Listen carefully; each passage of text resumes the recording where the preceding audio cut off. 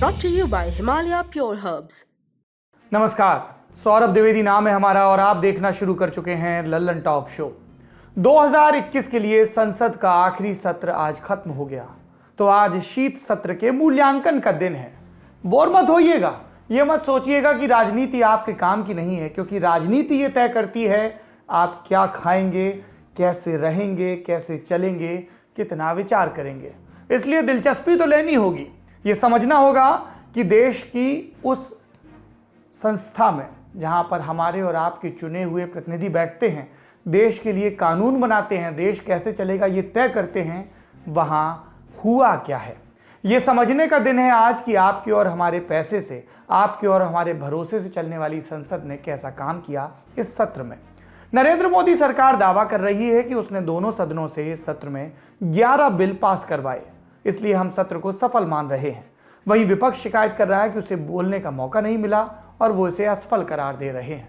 दोनों तरफ के अपने अपने दावे हैं, अब किसे सही माना जाए आप फैसला करें।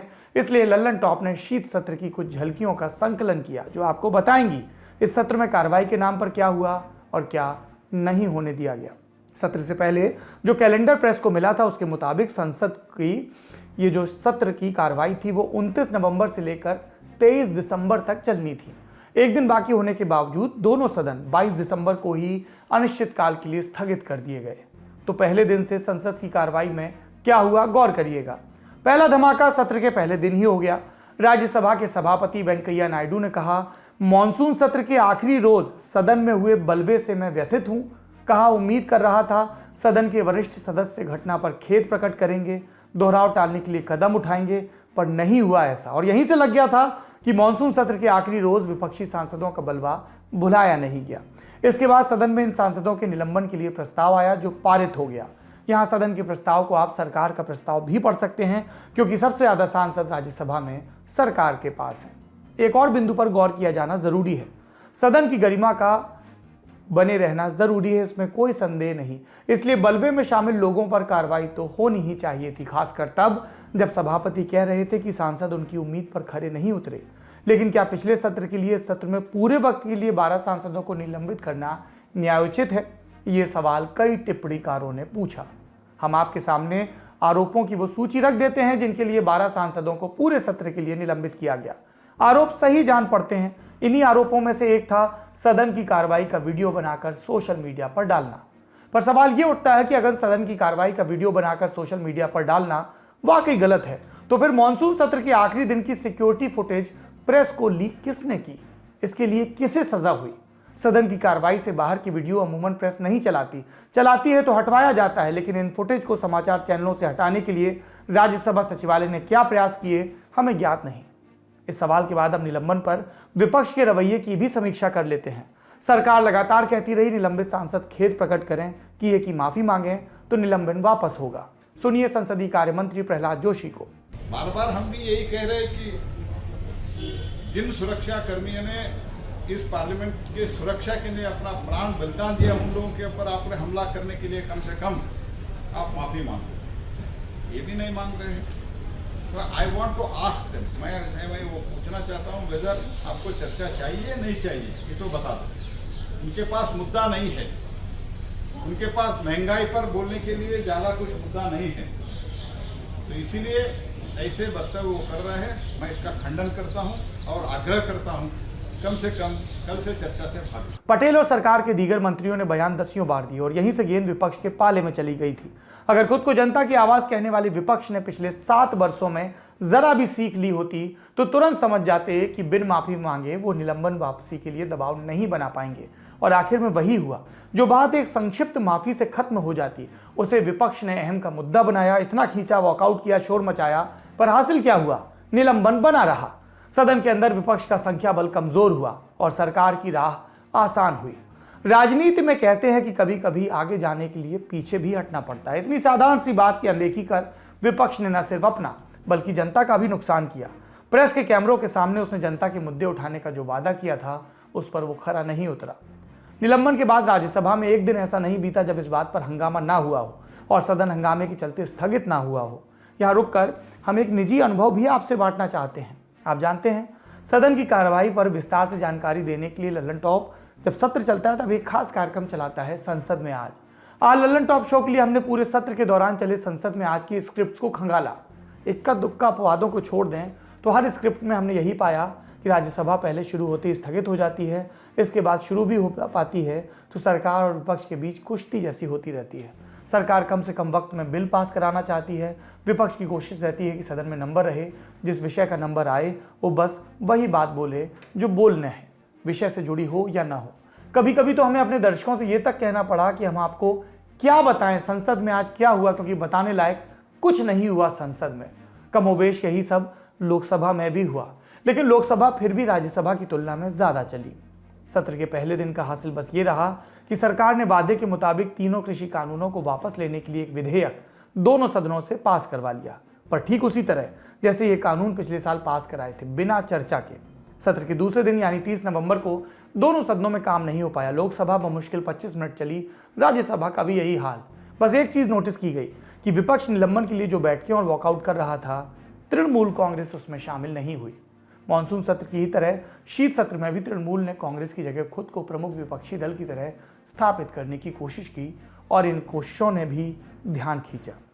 फिर आया 1 दिसंबर का दिन। मॉनसून सत्र में जिस सरकार ने यह कहा था कि उसके पास ऑक्सीजन की कमी से मरने वाले कोरोना पेशेंट्स की जानकारी नहीं है, उसने विंटर सेशन में कह दिया कि उसे नहीं मालूम कि किसान आंदोलन के दौरान कितने किसानों की जान गई। सरकार ने बस इतना बताया कि पुलिस कार्रवाई में किसी किसान की जान नहीं गई। इसी तरह 3 दिसंबर को सरकार ने यह भी कह दिया कि ऑक्सीजन से कमी की मौत के मामले में पंजाब सरकार से जो जानकारी मिली है वो है 4 की। स्टेट में कोविड की ऑक्सीजन की एक पैंडेमिक में कितने लोगों की डेथ हुई है, मैं आपके माध्यम से आज ये बताना चाहता हूँ कि कुल मिला के 19 स्टेट ने रिस्पॉन्स किया। जो हमने जो यहाँ से मेल भेजा, इंफॉर्मेशन मांगी, उसमें से Andaman Nicobar, Dadra and Nagar Haveli and Daman and Diu, Uttar Pradesh, Telangana, Orissa, Assam, Punjab, Jammu and Kashmir, Ladakh, West Bengal, Andhra Pradesh, Puducherry, Arunachal Pradesh, Uttarakhand, Nagaland, Sikkim, Tripura, Jharkhand, Himachal Pradesh. केवल पंजाब ने ही राइटिंग में ऐसा कहा कि हमारे यहाँ 4 सस्पेक्टेड डेथ हुआ है, ये भी हम जांच कर रहे हैं, ऐसा केवल पंजाब ने बताया है। 4 का ये आंकड़ा और फिर ऑक्सीजन की कमी और किसान आंदोलन जैसे मुद्दों पर सरकार सदन में खड़े होकर जो कह पा रही है, उससे आपको उसके दुस्साहस का अंदाजा भी लग सकता है और उस भरोसे का भी जो वो आपके यानी नागरिकों की बुद्धि पर करती है। ऐसी कई और चौंकाने वाले जवाब सरकार पूरे सत्र के दौरान देती रही, खासतौर पर लिखित सवालों के जवाब में। मिसाल के लिए गृह मंत्रालय ने बताया कि राष्ट्रव्यापी एनआरसी पर फैसला नहीं हुआ।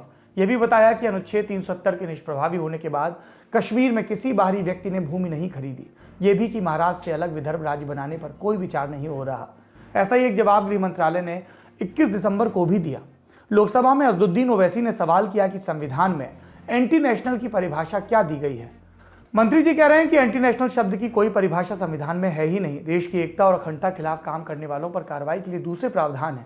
अब इस जवाब की तुलना उस फ्रीक्वेंसी से करिए जिस पर सरकार एंटी नेशनल और राष्ट्र विरोधी के टैग का इस्तेमाल करती है। सरकार और विपक्ष के बीच सवाल जवाब का एक दिलचस्प वाकया एक बार 21 दिसंबर को ही हुआ। लोकसभा में ग्रामीण विकास और पंचायती राज मंत्री गिरिराज सिंह से रोजगार पर सवाल किया गया। सवाल करने वाले थे भाजपा सांसद राजीव प्रताप रूडी, मतलब दोनों एक ही टीम के खिलाड़ी। लेकिन सवाल जवाब हुआ तो दोनों आमने सामने आ गए। एक रोशनी नाम से वामपंथी उग्रवाद प्रभावित 9 राज्यों के 27 जिले में लागू की जा रही है।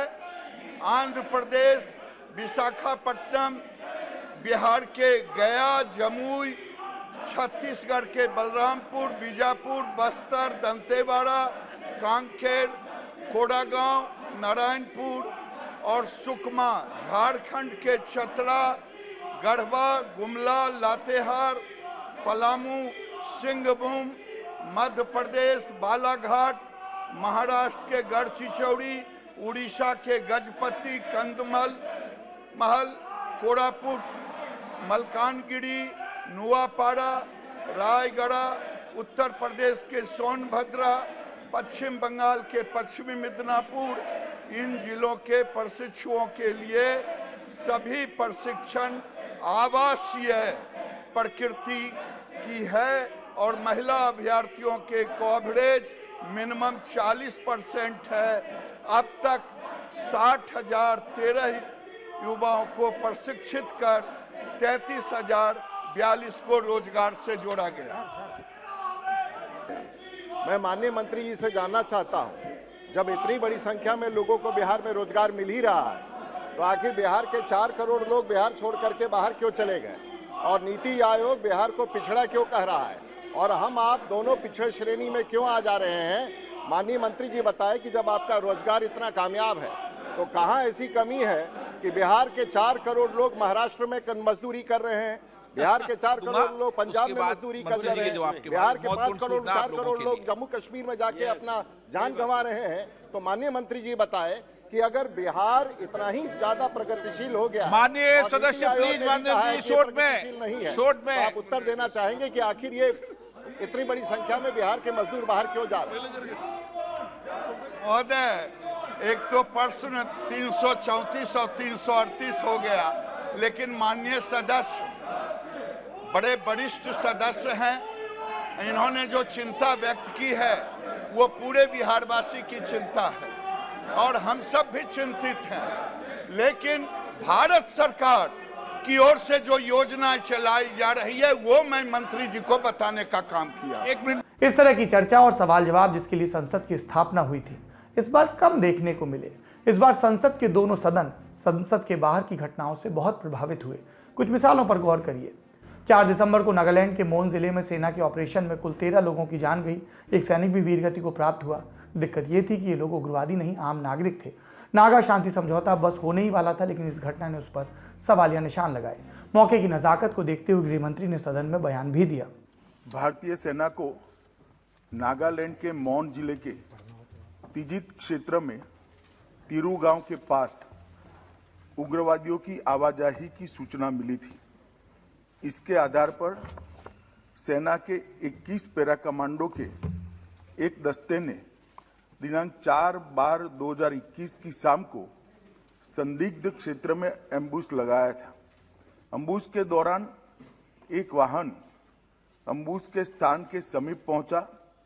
उसे रुकने का इशारा और प्रयास किया गया। रुकने की बजाय वाहन द्वारा उस जगह से तेजी से निकलने का प्रयास किया गया, जिसके उपरांत इस आशंका पर कि वाहन में संदिग्ध विद्रोही जा रहे थे, वाहन पर गोली चलाई गई, जिससे वाहन में सवार 8 व्यक्तियों में से 6 व्यक्तियों की मृत्यु हुई। बाद में ये गलत पहचान का मामला पाया गया। अमित शाह बतौर देश के गृह मंत्री सदन में खड़े होकर जो कह रहे थे उसे ही सरकार का आधिकारिक रुख माना जाएगा। इसलिए यह बहुत चिंताजनक था कि गृह मंत्री के बयान और घटनास्थल से आ रही रिपोर्ट्स में जमीन आसमान का फर्क था, खासकर पहली गोली चलने को लेकर। 9 दिसंबर को अधीर रंजन चौधरी ने अमित शाह के बयान पर आपत्ति भी जताई। अगर विपक्ष की आपत्ति को एक तरफ भी रख दें, तब भी हमारे सामने 20 दिसंबर को नागालैंड विधानसभा में पारित प्रस्ताव आ जाता है। इस दिन विधानसभा ने अपने विशेष सत्र के बाद 5 बिंदुओं का प्रस्ताव अपनाया। इसमें arm force special power act को वापस लिए जाने की मांग के साथ एक एप्रोप्रिएट अथॉरिटी से माफी की मांग नत्थी थी। अब यहाँ यह सवाल लाजमी है कि देश के गृह मंत्री के सदन में बयान के बाद भी देश की ही एक विधानसभा ये क्यों कह रही कि वो माफी मांगे जाने के इंतजार में है? क्या गृह मंत्री का बयान पूरा नहीं था, या वो उन लोगों को पूरा नहीं लगा जिनके लिए वो दिया जा रहा था? सरकार को इस सवाल का जवाब देना चाहिए। मोन कांड के बाद दूसरी बड़ी घटना जिसकी छाप शीत सत्र पर देखी गई वो था CDS बिपिन रावत समेत 13 लोगों की हेलीकॉप्टर क्रैश में हुई मृत्यु। 8 दिसंबर को जैसे ही कुन्नूर में हेलीकॉप्टर क्रैश की खबर आई, रक्षा मंत्री राजनाथ सिंह हरकत में दिखे। तय बैठकों और संसद की कार्रवाई को छोड़ सीधे साउथ ब्लॉक गए। देश के लिए दुख की घड़ी थी। 8 और 9 दिसंबर को विपक्ष ने तेवर भी नरम किए, हो हल्ला नहीं हुआ। लेकिन 9 दिसंबर को जब राज्यसभा में CDS को श्रद्धांजलि के बाद कार्रवाई शुरू होने को थी, विपक्ष के नेता मल्लिकार्जुन खड़गे ने मांग कर दी सभी को श्रद्धांजलि के लिए 2-2 मिनट दिए जाएं। जब सभापति ने अनुमति नहीं दी तो विपक्षी सांसद सदन से बाहर चले गए और गांधी प्रतिमा पर श्रद्धांजलि दी। हम अपनी तरफ से ये कहना चाहेंगे कि कम से कम इस दिन विपक्ष इस जिद को छोड़ देता तो हम दुख की घड़ी में देश को साथ खड़ा देखते।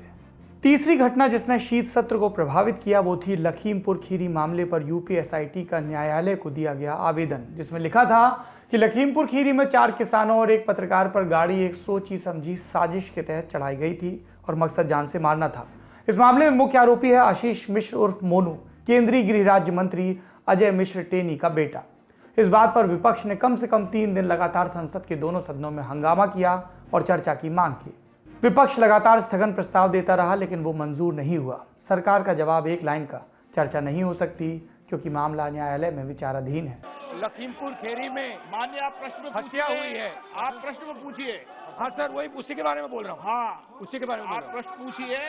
आप माननीय सदस्य सर, उसी के बारे में बोल रहा हूँ। हाँ सर, जो लखीमपुर खीरी में हत्या हुई है, आप प्रश्न और जो मंत्री का इन्वॉल्वमेंट है उसमें माननीय सदस्य जहाँ कहा गया है, जहाँ कहा गया है कि कंस्पिरेसी है, आपके बारे में 262 हमें बोलने देना चाहिए। जो यहाँ आपके मंत्री हैं, उन्होंने किसानों को मारा है, उनको इस्तीफा देना चाहिए। आप सीनियर मेंबर हैं, आप प्रश्न वही मैं बोल रहा हूँ। आपको प्रश्न अरे बोलने तो दीजिए। हाँ बोलिए ना, बोलने तो दीजिए। आप प्रश्न पूछिए। तो जो उसने जो आप उसका जो इन्वॉल्वमेंट है विषय कंस्पिरेसी जो की है, आपने प्रश्न पूछा, उसको समय उसने उसकी सजा मिलनी चाहिए। आप प्रश्न पे पूछे और उसको सजा मिलनी चाहिए। इसी तरह एक और घटना से संसद में हंगामा हो सकता था लेकिन वो होता उससे पहले ही सदन स्थगित हो गया। उस पर हम तब आएंगे जब 22 दिसंबर की कार्रवाई के बारे में बात करेंगे। अब आते हैं उन बयानों पर जिनकी चर्चा सदन के अंदर और बाहर खूब हुई। सबसे पहला नंबर सरकार का, सरकार के मंत्री जी का। सड़क और परिवहन मंत्री नितिन गडकरी ने 15 दिसंबर को कह दिया कि 3 साल में भारत की सड़कें अमेरिका के माफिक हो जाएंगी। कि हिंदुस्तान की बैंकों को हमने 3 लाख करोड़ के एनपीए से बचाया और सब प्रोजेक्ट फिर से शुरू किए और आज हमारी जो स्पीड है वो 38 किलोमीटर पर डे तक पहुंची है और इस साल मेरा विश्वास है कि वो 40 किलोमीटर से भी ज्यादा स्पीड इसमें होगी और ये वर्ल्ड रिकॉर्ड होगा। और इस समय मुझे सदन को बताते हुए इस बात की खुशी हो रही है कि 3 वर्ल्ड रिकॉर्ड हो गए। सबसे ज्यादा हाईएस्ट कंस्ट्रक्शन रोड का ये हिंदुस्तान में हो रहा, ये वर्ल्ड रिकॉर्ड हो गया है। दूसरा ऐसा है कि मुंबई दिल्ली एक्सप्रेस हाईवे पर 2.5 किलोमीटर 4 लेन कॉन्क्रीट रोड 24 घंटे में बनाया गया, ये वर्ल्ड रिकॉर्ड हो गया। तीसरा वर्ल्ड रिकॉर्ड सोलापुर उजापुर सेक्शन में 1 लेन बिटुमिन रोड 26 किलोमीटर 22 घंटे में हुआ, ये भी वर्ल्ड रिकॉर्ड हुआ।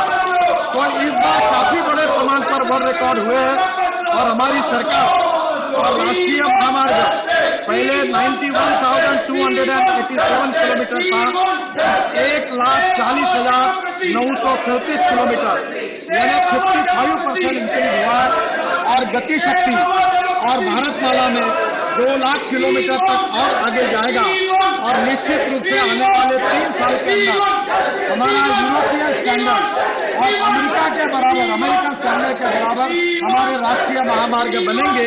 ये मैं विश्वास के साथ सदन को बताना चाहता हूं। गडकरी का इतना कहना था कि इंटरनेट के मीमबाज मध्य प्रदेश के मुख्यमंत्री शिवराज सिंह चौहान का ये बयान खोद लाए। जब मैं यहाँ एयरपोर्ट पर उतरा वाशिंगटन के और सड़कों पर चल के आया तो मुझे लगा कि अब मध्य प्रदेश की सड़कें यूनाइटेड स्टेट्स से ज़्यादा बेहतर हैं। मैं ये कहने के लिए नहीं कह रहा लेकिन हमने लगभग 1.25 लाख किलोमीटर सड़कें मध्य प्रदेश में बनाई।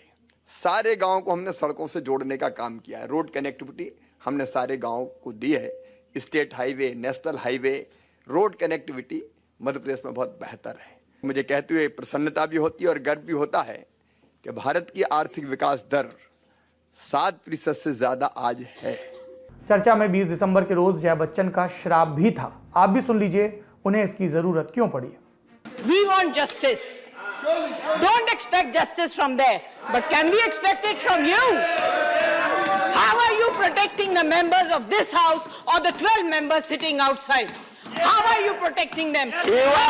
Madam, you are going to speak on narcotic bill. I am going to speak. Narcotic bill you are going to saying. speak. It looks like you are not interested in the bill. Discussions बाकी You are not interested in the narcotics. आप बोल रहे हैं। मेरा मौका है बोलने का। आपका मौका है बोलने का नारकोटिक्स बिल पर। मुद्दे हैं डिस्कस करने के लिए और मगर हम लोगों ने 3-4 घंटे दिए क्लेरिकल एरर डिस्कस करने के लिए। What is going on? What is going on? This is terrible. और आप सबसे मैं ये कहना चाहती हूँ, आप बीन किसके आगे बजा रहे हैं? आप लोग बीन किसके आगे बजा रहे हैं?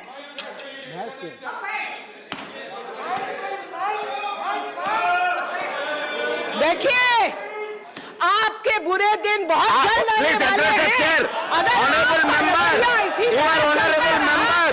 के बुरे दिन बहुत जल्दी आने वाले हैं।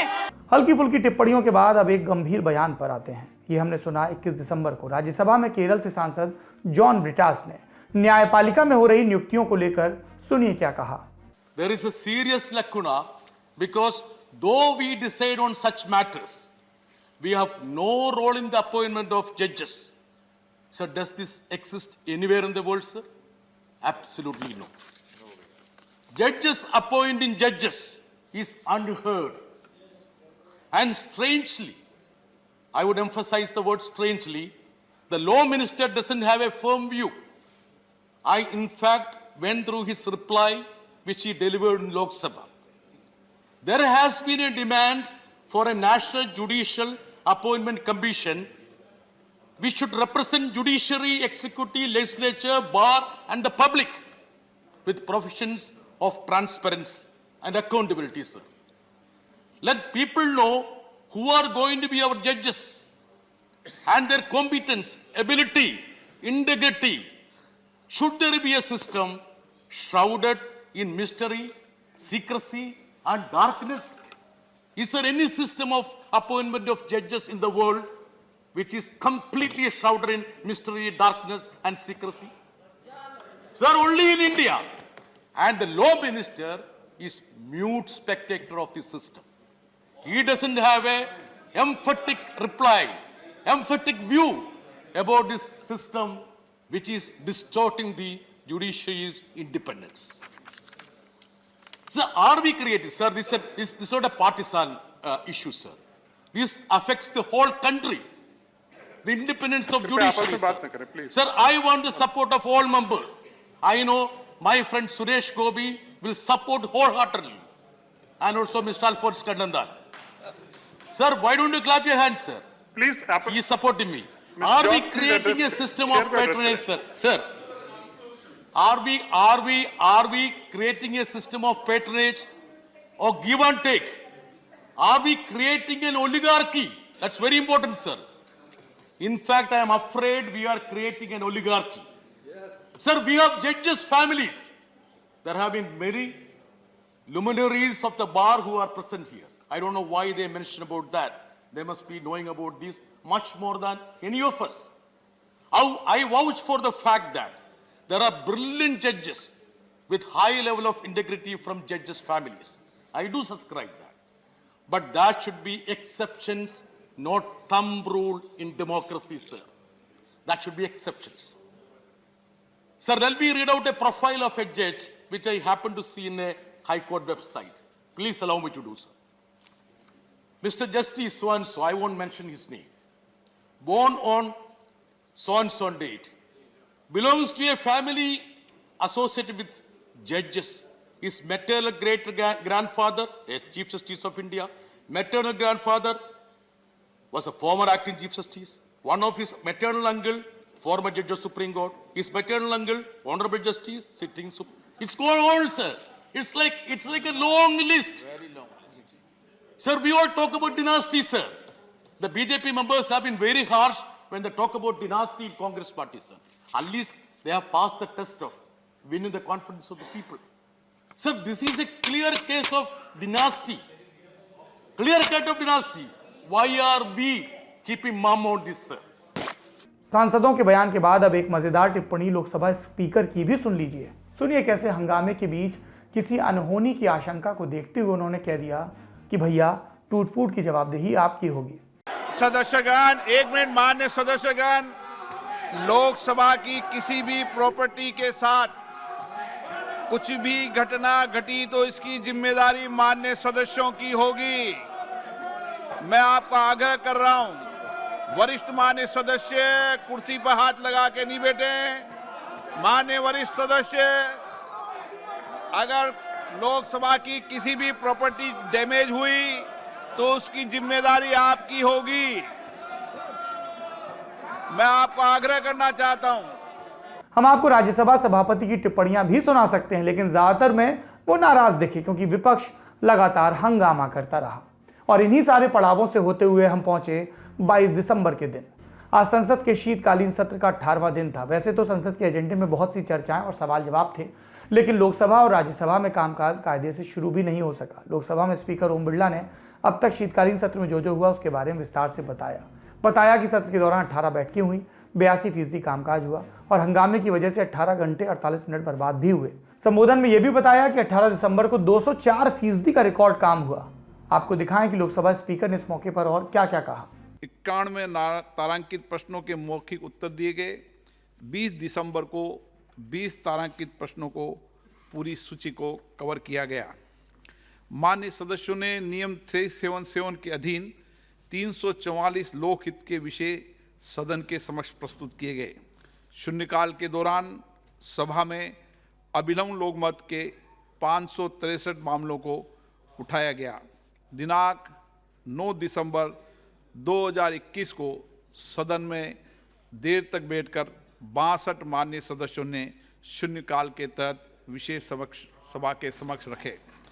इसमें से 29 महिला माननीय सदस्य जो यहाँ उपस्थित थी, सभी माननीय सदस्यों ने अपने विचार व्यक्त किए।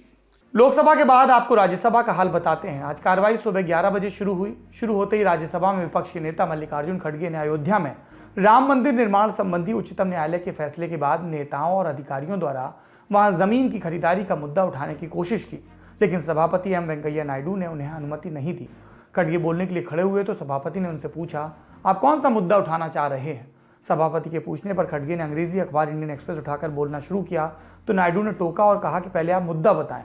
इस सवाल के जवाब में उन्होंने कहा, आपने आज के इंडियन एक्सप्रेस में देखा होगा जिसमें एक रिपोर्ट छपी है कि विधायकों, मेयर, आयुक्त के संबंधी एसडीएम, डीआईजी और अधिकारियों ने जमीनें खरीदी। नायडू ने कहा कि वो अखबार न पढ़ें, किसी भी मामले को उठाने के लिए नोटिस देना पड़ता है। इस बातचीत के बाद सभापति ने एक छोटा संबोधन दिया, वंदे मातरम की धुन बजी और राज्यसभा की कार्रवाई भी अनिश्चितकाल के लिए स्थगित हो गई। तो आपने देखा कि आपकी किस्मत तय करने वाली देश की संसद में इस विंटर सेशन में क्या क्या हुआ। इस कार्रवाई से आप कितने संतुष्ट हैं, आप तय करिए। आज के ललन टॉप शो में इतना ही। अपना और अपनों का ख्याल रखिए। शुभ रात्रि।